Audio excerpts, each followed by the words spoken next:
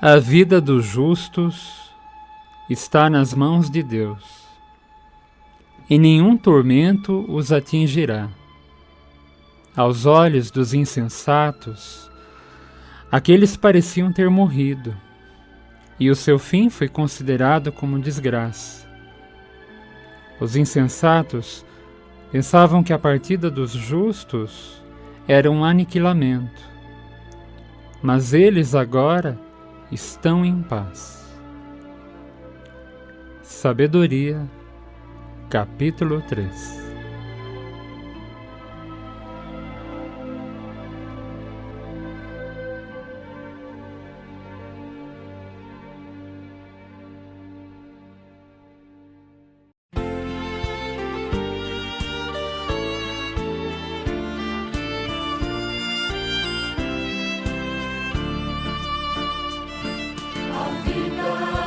Justos está nas mãos de Deus, nenhum tormento os atingirá. Aos olhos dos insensatos parecerão morrer, mas eles estão em paz. Aleluia, aleluia.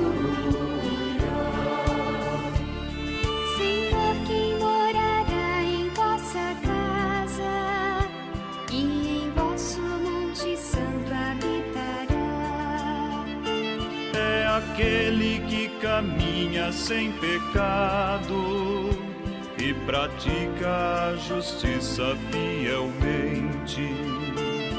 A vida dos justos está nas mãos de Deus, nenhum tormento os atingirá. Aos olhos dos insensatos parecerão mas eles estão em paz. Aleluia, aleluia. Senhor, quem morará em vossa casa e em vosso monte santo habitará? Que pensa a verdade no seu íntimo e não solta em calúnia sua língua.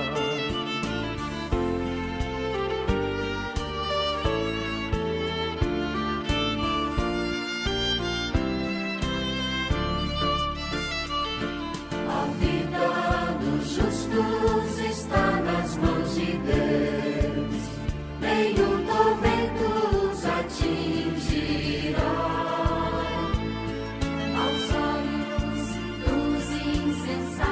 Parecerão morrer, mas eles estão em paz.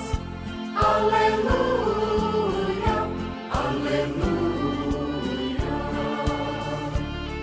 Senhor, quem morará em vossa casa e em vosso monte santo habitará? Que em nada prejudica o seu irmão, nem cobre de insulto seu vizinho. A vida dos justos está nas mãos de Deus, nenhum tormento os atingirá.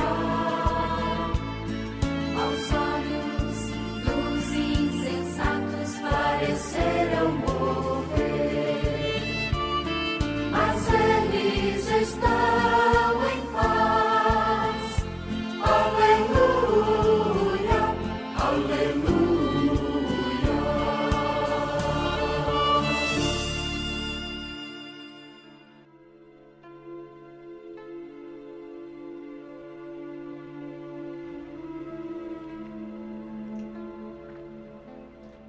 Muito bem, você ouviu aí a canção da liturgia A Vida Está nas Mãos dos Justos.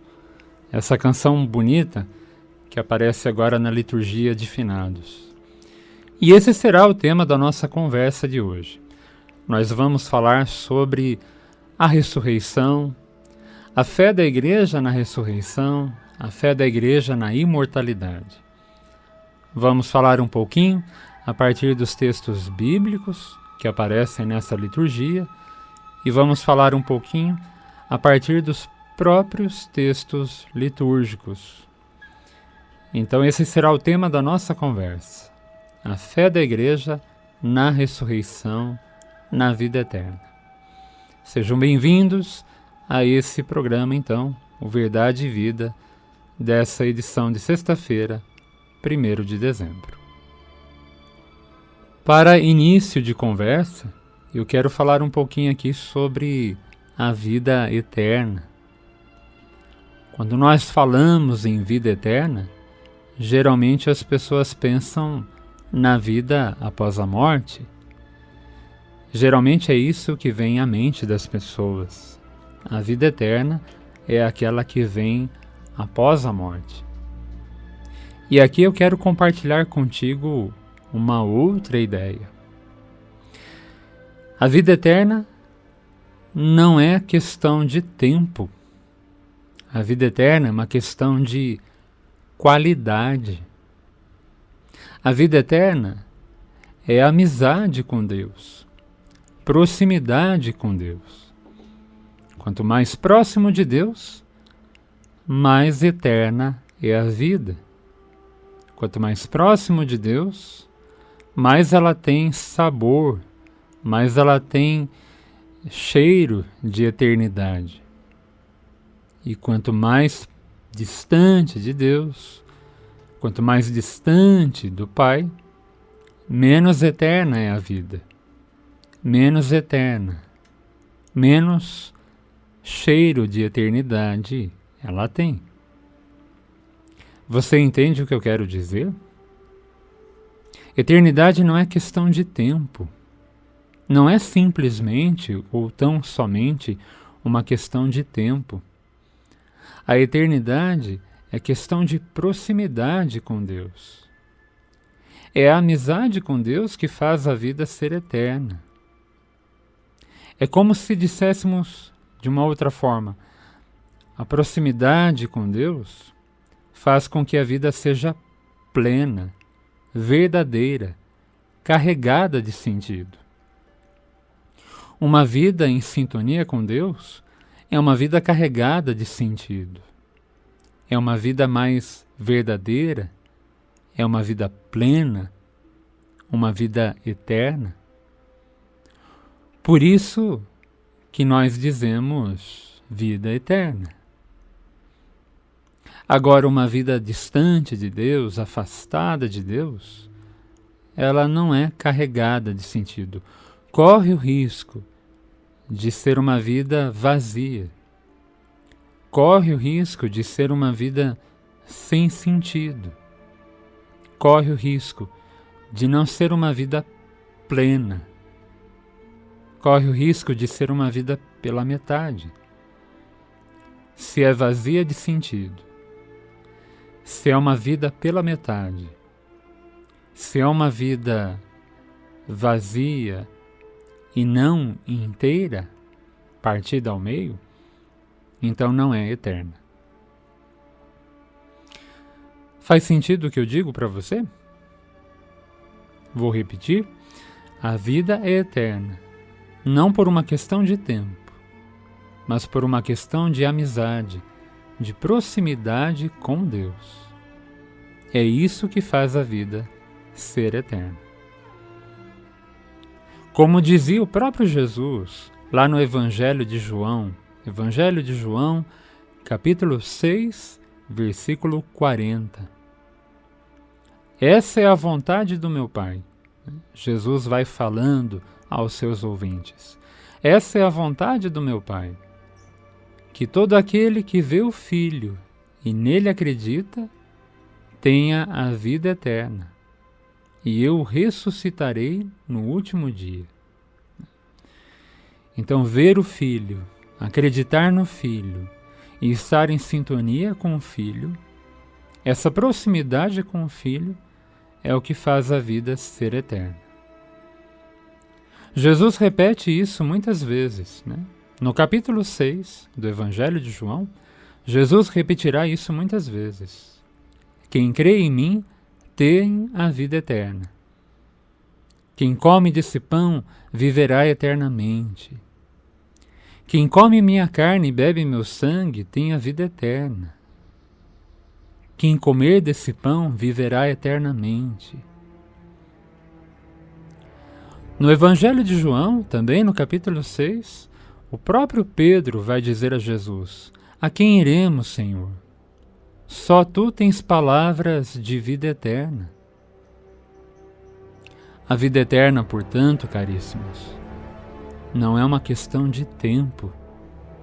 A vida eterna é a proximidade com Deus, é a amizade com Deus.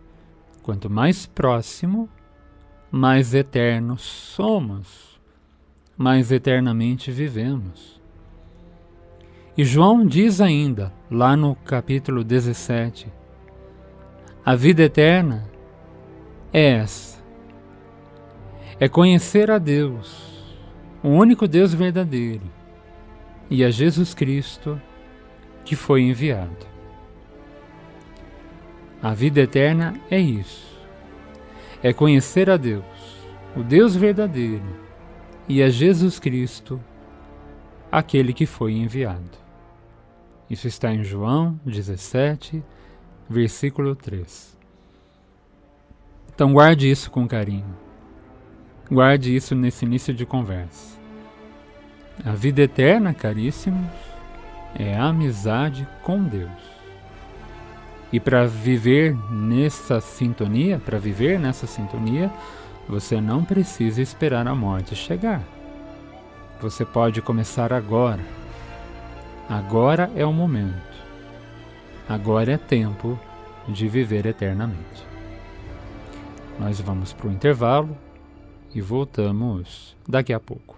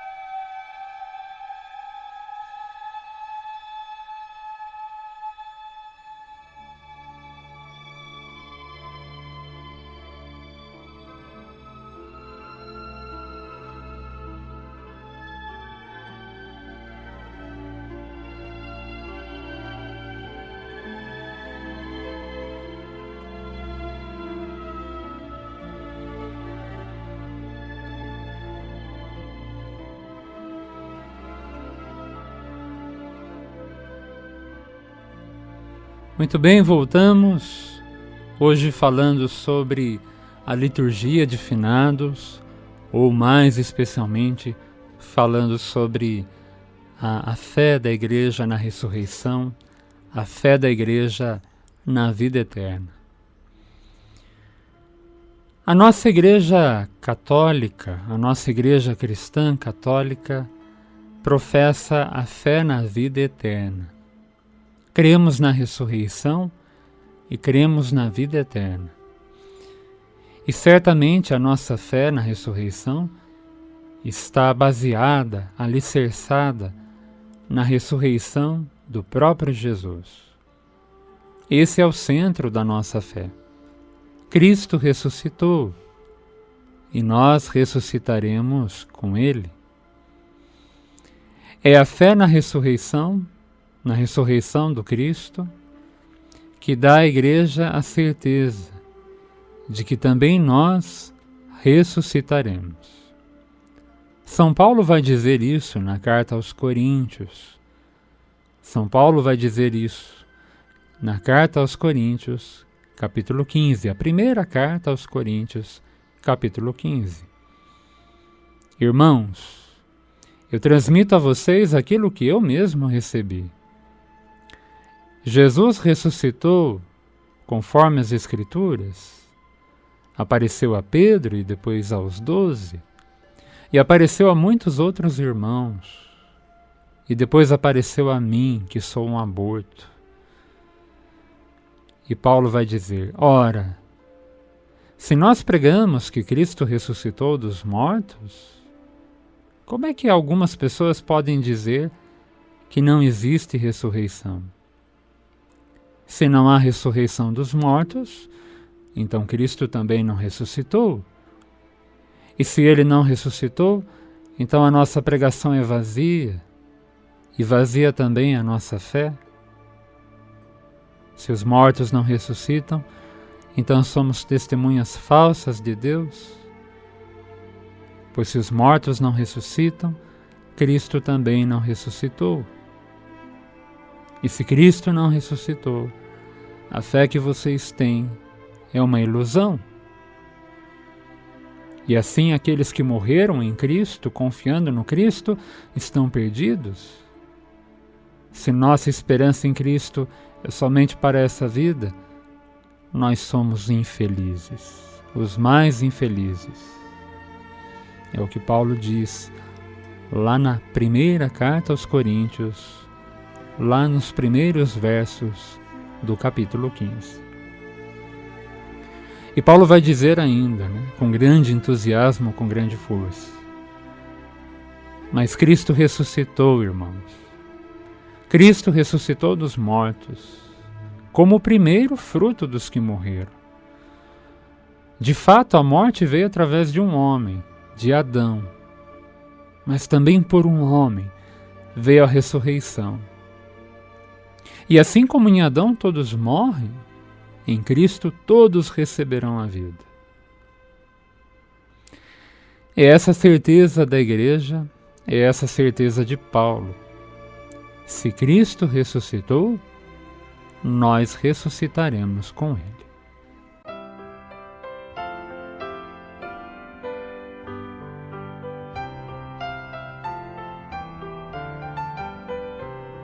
Alegre-se os céus, exulte a terra, ressuscitou Jesus Cristo.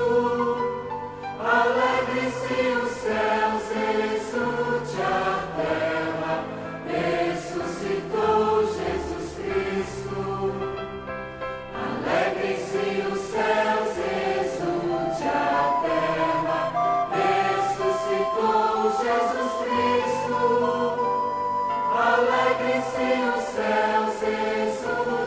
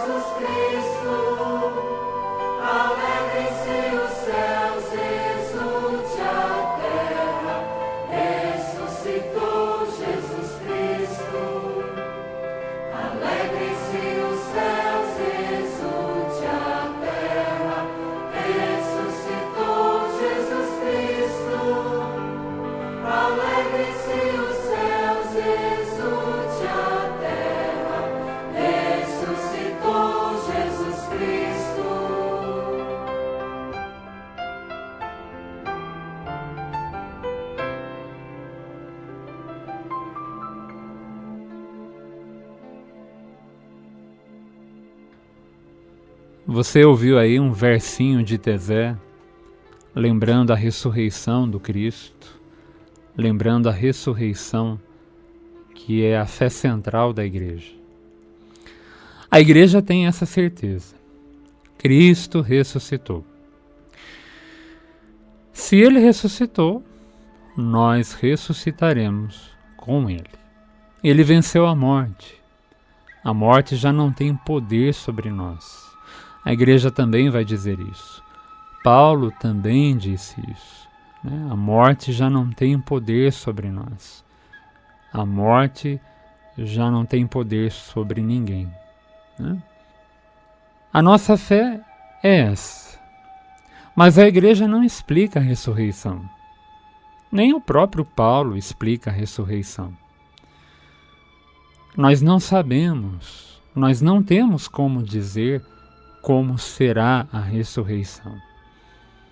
Isso está além da nossa compreensão, está além do nosso alcance.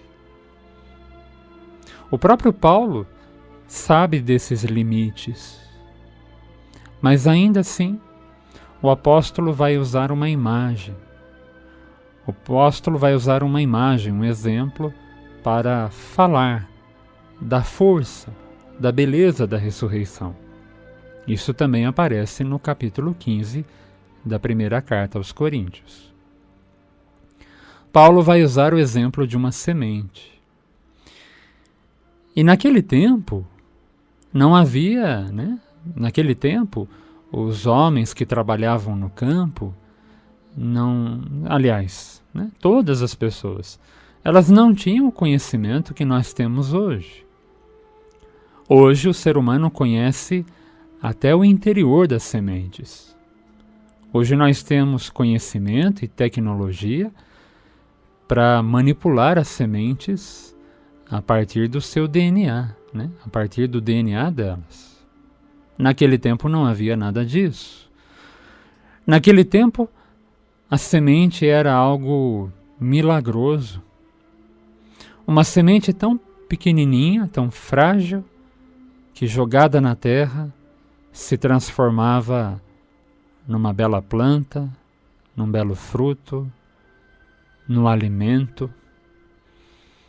Uma pequena semente frágil, pequenininha, que escondia dentro de si, que trazia dentro de si uma capacidade incrível, uma força incrível, uma beleza incrível, né?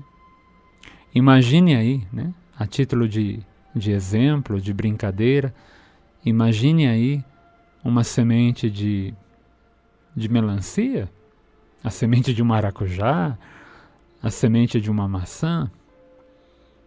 Sementes tão pequenas, sementes tão frágeis, mas que carregam dentro de si uma força, uma beleza. E Paulo vai usar essa imagem da semente para falar da ressurreição. Paulo vai comparar. Assim como a semente é jogada na terra, e assim como a semente brota e gera algo plenamente novo, gera algo totalmente diferente de si, né? Uma criança jamais diria que a grande macieira está escondida dentro da pequena semente. Alguém jamais diria que uma grande macieira, bela macieira, está escondida naquela frágil e pequena semente. E Paulo vai usar essa imagem, Paulo vai usar a imagem da semente para dizer: pois bem, assim como grandes frutos, grandes árvores estão escondidas na frágil semente, pequena semente, assim também é a vida da ressurreição.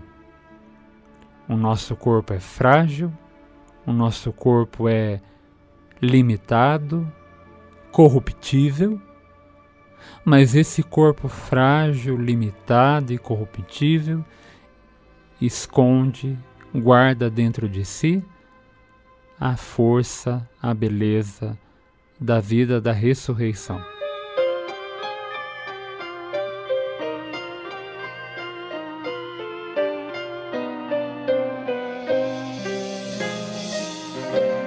Nem a vida, nem a morte vão nos separar de Deus.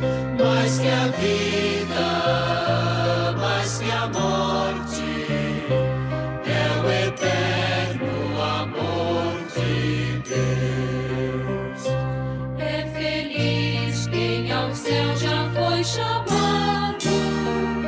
Sua vida está nas mãos do Pai.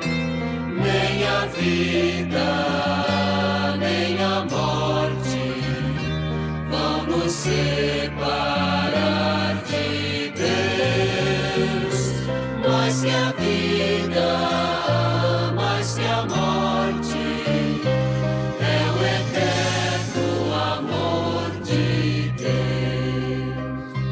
Nós também, peregrinos neste mundo, caminhamos alegres para Deus.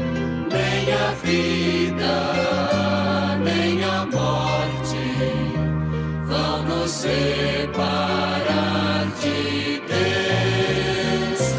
Mais que a vida, mais que a morte, é o eterno amor de Deus.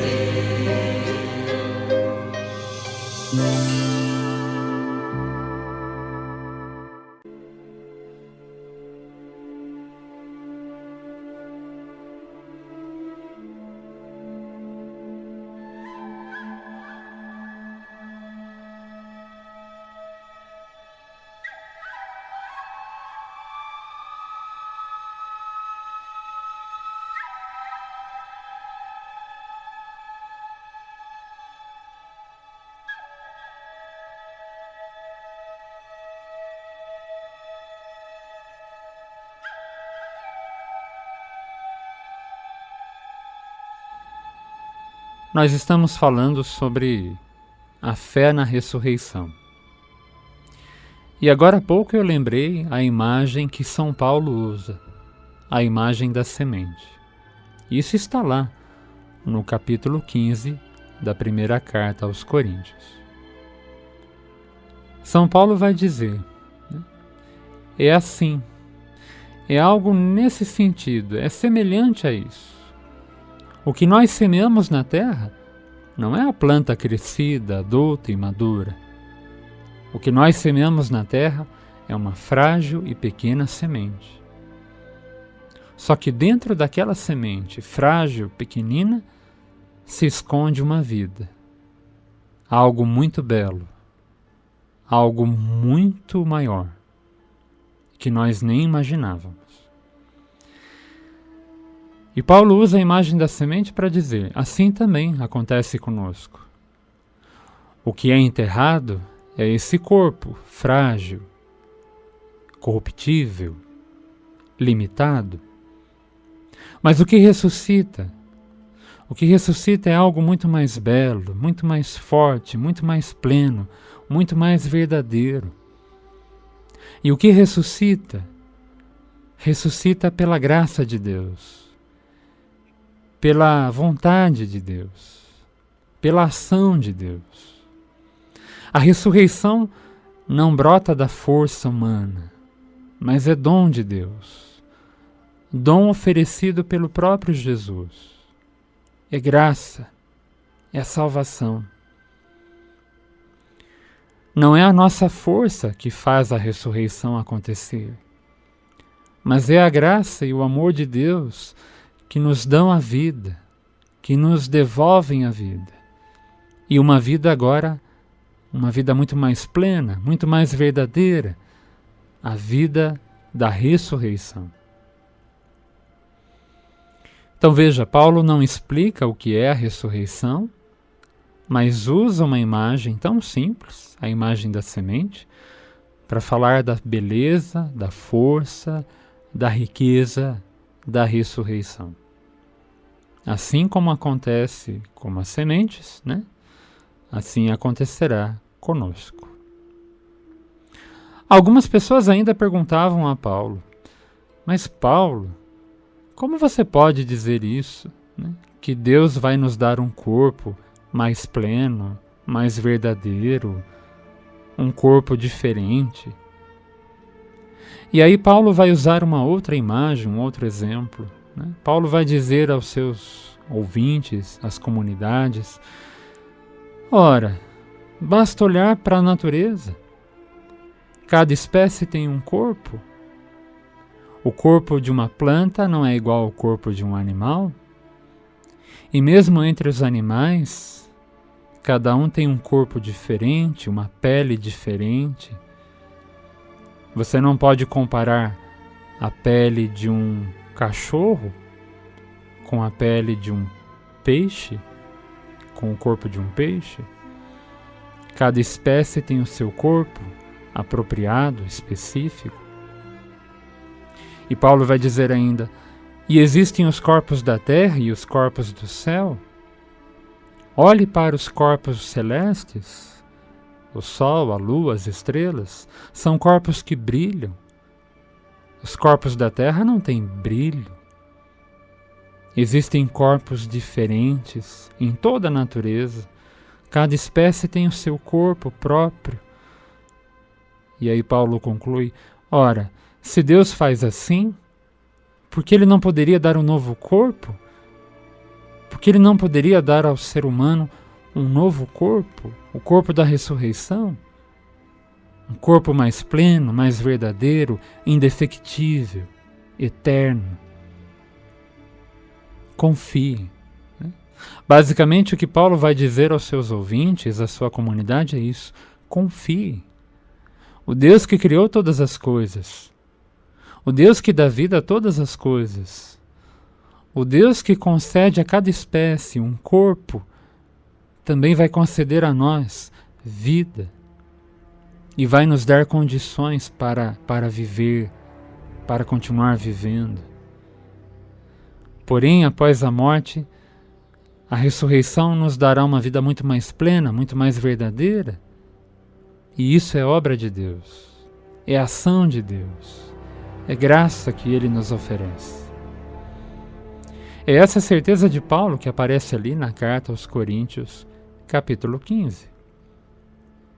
Paulo não explica, mas usa essas imagens para falar da beleza e da força da ressurreição. A nossa igreja então não explica a ressurreição, mas a nossa igreja compartilha dessa fé que o apóstolo Paulo anuncia. E também talvez não nos interessa, talvez não seja necessário saber como será depois. Talvez o que a nossa igreja faz é dizer: não interessa o que será depois. Mas sabemos, acreditamos que será assim. Cristo ressuscitou e nós ressuscitaremos com Ele. E assim como Deus criou todas as coisas e deu a todas as coisas vida, Ele também, Ele que criou tudo para a vida, Ele continuará nos oferecendo a vida. E uma vida eterna, uma vida plena. E o que nos interessa aqui é saber isso. Quanto mais próximos de Deus, quanto mais próximos do sagrado, do divino, mais eternos somos, mais eternamente vivemos, mais a nossa vida tem cheiro, tem sabor de eternidade. E é só isso que nos interessa. A nossa igreja também é muito discreta, a nossa igreja também é muito comedida para falar da vida após a morte. Outros irmãos de outras crenças vão explicar tintim por tintim como é a vida após a morte. Outros irmãos de outras crenças vão explicar em detalhes a vida após a morte. Nossos irmãos espíritas, nossos irmãos evangélicos, eles têm lá suas explicações. Mas quem pode dizer de fato como será? Quem pode dizer de fato o que se passa após a morte? Quem de nós pode dizer com toda certeza é isso e aquilo? Nesse sentido, a nossa igreja toma um certo cuidado. A nossa igreja mais discreta, mais comedida. Não vamos entrar em detalhes, não vamos especular. Vamos apenas dizer, sim, Cristo ressuscitou, e nós ressuscitaremos com Ele. E assim como Cristo ressuscitou e trouxe uma nova vida, nos deu a segurança, a certeza de uma nova vida, assim acreditamos que em Deus continuaremos vivendo e será uma vida muito mais plena, muito mais verdadeira. Essa é a nossa certeza.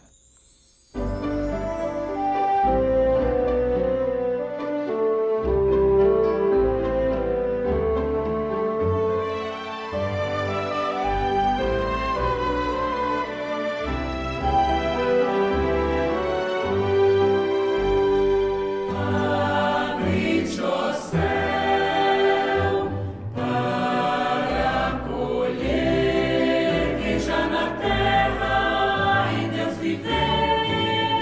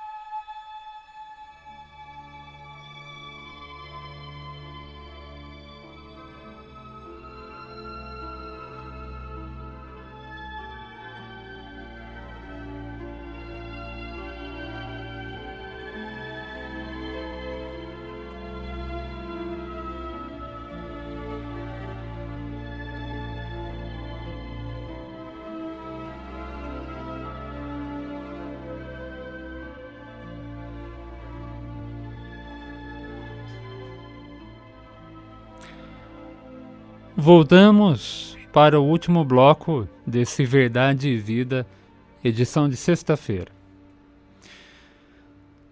A nossa igreja, então, como eu dizia, ela é mais comedida. Nós não vamos entrar em detalhes, não vamos especular o que se passa após a morte. Mas acreditamos nisso. Cristo ressuscitou, ressuscitaremos com Ele, e Deus certamente, Ele que criou todas as coisas, vai nos dar um corpo, o corpo da ressurreição. Isso aparece no prefácio da Missa dos Mortos. Um dos prefácios da Missa dos Mortos vai dizer exatamente isso. Senhor, para aqueles que acreditam, a vida não é tirada, mas transformada. E desfeito o nosso corpo de carne, corpo perecível, nos é dado um corpo imperecível. Isso aparece ali num dos prefácios da Missa dos Mortos. Para aqueles que acreditam, a vida não é tirada, mas transformada. E desfeito o corpo mortal, corpo de carne perecível, nos é dado no céu um corpo imperecível. Essa é a nossa fé, é a nossa certeza, né? Cremos na ressurreição, mas não vamos entrar em detalhes. Existe uma outra passagem, um outro texto, onde alguns saduceus se aproximam de Jesus e perguntam sobre a vida da ressurreição. E contam uma história, um exemplo conhecido, uma mulher que teve 7 maridos, uma mulher que foi esposa de 7 homens, e aí os saduceus perguntam, Senhor, na ressurreição, de quem ela será a esposa, né? De qual marido ela será a esposa? Esse exemplo se refere à lei do levirato. Se um homem morresse e não deixasse filhos, o irmão dele se casaria com a viúva para gerar filhos, né, em nome do falecido. Essa era a lei do levirato. E a história, né, que os saduceus contam é essa. Uma mulher tinha um marido, o marido morreu, não deixou filhos, ela se casou com o irmão também morreu, não deixou filhos. Isso se repetiu, ela se casou com 7 irmãos e não deixou filhos, né? Nenhum deles deixou filhos. E os saduceus perguntam a Jesus, né? De quem ela será a esposa? De qual desses maridos? E Jesus responde aos fariseus, na ressurreição, ninguém se casa, ninguém se dá em casamento, são como anjos. É como se Jesus dissesse ali para os saduceus, e os saduceus não acreditavam na ressurreição, né? Eles fizeram a pergunta apenas para provocar o Cristo. E Jesus respondeu para eles algo nesse sentido, né? Não queiram comparar a vida da ressurreição com a vida que nós temos aqui na Terra. São lógicas diferentes, né? E na ressurreição não haverá essa possessividade do ser humano, essa coisa em dizer meu marido, minha esposa, meus filhos. Essa coisa possessiva, egoísta, é coisa do ser humano, coisa desse mundo. Na ressurreição, ninguém é dono de ninguém, ninguém será dono de esposa, dono do marido, dono dos filhos. Na ressurreição não há essa possessividade, esse amor egoísta, esse amor mesquinho. Na ressurreição seremos simplesmente os filhos e filhas de Deus. Certamente lembraremos das histórias, dos laços que nos uniram, certamente lembraremos dos parentescos que existiram entre nós, mas não teremos, né? Não haverá essa possessividade, não haverá essa ligação, né? Nos esquemas humanos. Na ressurreição, seremos simplesmente os filhos e filhas de Deus, homens e mulheres renascidos em Cristo. No final de tudo, o que importa é ser discípulo de Cristo, né? No final, o que importa é a proximidade com Deus. Então, como eu disse agora há pouco, no outro bloco, né? Você não precisa esperar a morte chegar para experimentar a vida eterna. A vida eterna começa agora, na medida em que você busca essa proximidade, essa intimidade com Deus. Aliás, diz o catecismo, a vida eterna começa no batismo. Já no dia do batismo, quando você é banhado nas águas do batismo, quando você ali já recebe o dom do Espírito, ali já começa esse chamado à amizade, à intimidade com Deus.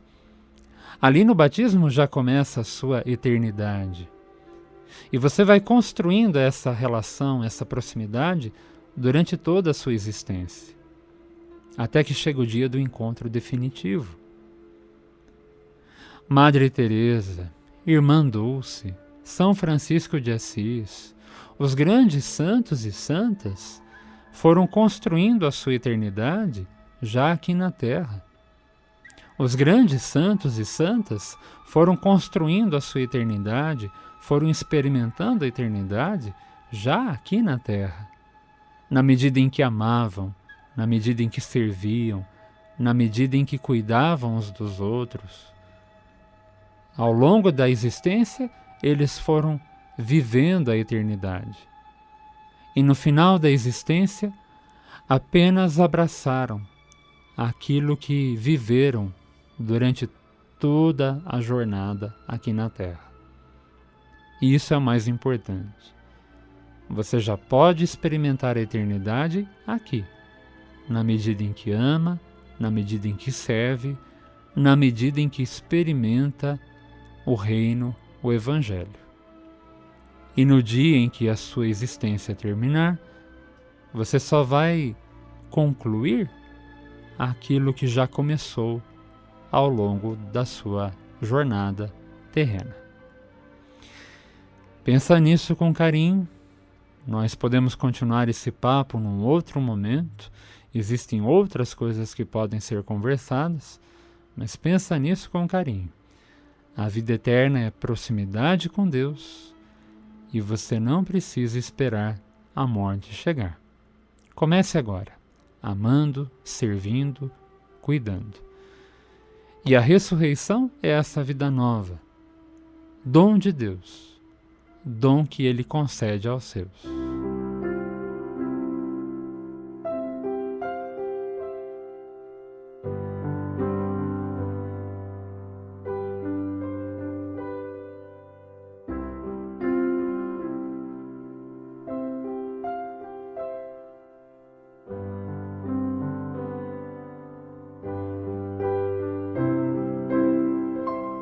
Uma folha que caiu depois que ela secou me ensinou que Deus se importa com as vidas que criou.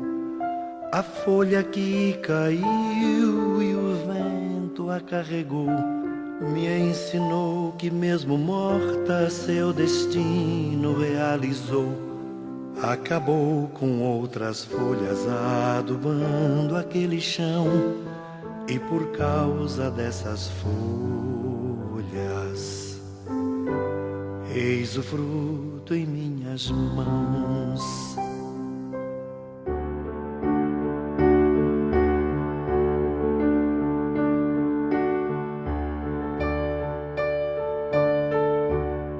Um amigo que partiu, saudade ele deixou. Me ensinou com seu sorriso uma lição que me tocou. Bem antes de partir, levado pela fé, Disse agora vou pro céu e vou saber como é que é. Diga adeus pros meus amigos e pra quem me quis em paz. Tô voltando para quem me fez. Vou amá-los muito mais.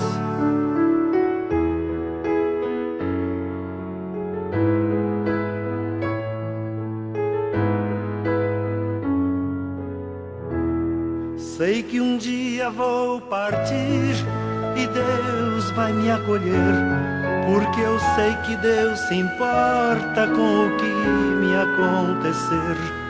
O tempo vai passar e eu hei de envelhecer, mas eu sei que alguma porta vai se abrir para me acolher. Não, Senhor, não terei medo. Quando Cristo me chamar, eu carrego seu segredo. Sei que vou ressuscitar.